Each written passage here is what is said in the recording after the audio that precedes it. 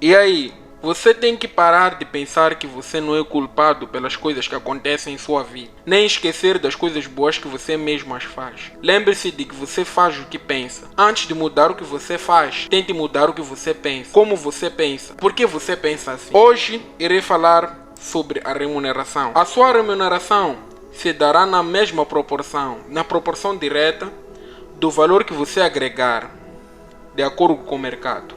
A palavra-chave é valor. É importante conhecer os 4 fatores que determinam o seu valor no mercado. 1. Oferta. 2. Qualidade. 3. Quantidade. 4. Demanda. A minha experiência diz que o fator que representa o maior desafio para a maioria das pessoas é a quantidade. Ele corresponde a simplesmente a quanto do seu valor você realmente agrega ao mercado. Outra maneira de dizer isso é: quantas pessoas você atende ou atinge? Como você quer viver? Algumas das perguntas que você tem que se fazer sempre é a seguinte: como é que você quer viver? Como deseja jogar o jogo? Prefere pensar grande ou pequeno? A escolha é sua. A maioria das pessoas escolhe pensar pequeno. Por quê? Primeiro, por causa do medo. Elas morrem de medo do fracasso e também do sucesso.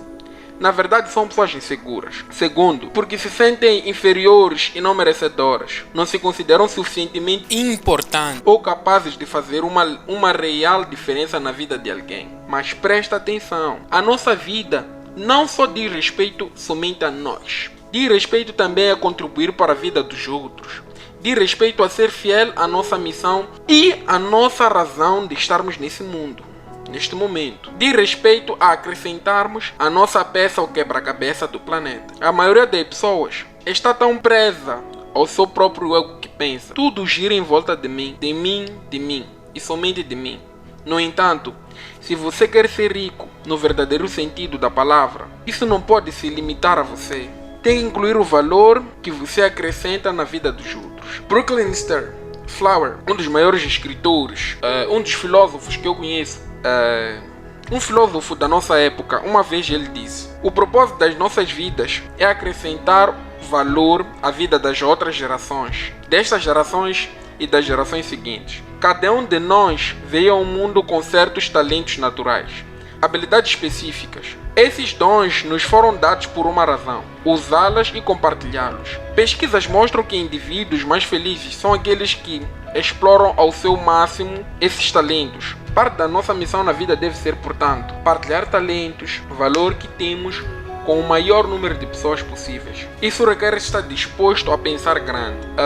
Eu agora tenho uma pergunta. Você sabe qual é a definição de empresário? Eu criei uma definição. A minha definição é: uma pessoa que lucra solucionando problemas alheios. Exatamente. Um empresário não é nada mais ou nada menos que alguém que solucione problemas. Eu lhe pergunto: você prefere resolver problemas de mais pessoas ou de menos pessoas? Se respondeu mais, você precisa começar a pensar grande e decidir ajudar um grande número de pessoas. Milhares, milhões até. O efeito disso é que quanto mais gente você auxiliar, mais rico você ficará nos planos mentais, emocional, espiritual e por fim financeiro. Não se iluda. Neste mundo todos nós temos uma missão. Há uma razão pela qual você que está vivendo nesse exato momento. No livro Fernão Capelo Gaivota, Richard Bach diz o seguinte: a certa altura, os personagens se perguntam: como vou saber se completei a minha missão? A resposta foi: se você ainda respira, é porque a missão ainda não terminou.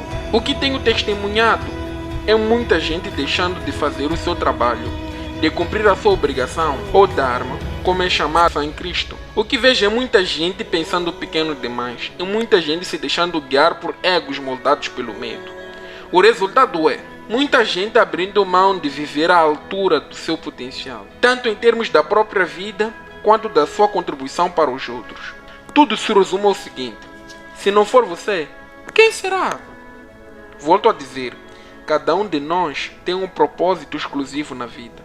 Suponha que você seja um investidor que compra imóveis para alugá-los e ganhar algum dinheiro, com o fluxo de caixa e a valorização. Que ajuda você está prestando? Você agrega valor à sua comunidade, auxiliando famílias a encontrar casas confortáveis que, de alguma outra forma, elas talvez não conseguissem ou chegassem a conhecer. Mas a questão é, a quantas famílias e pessoas você pode dar sua contribuição?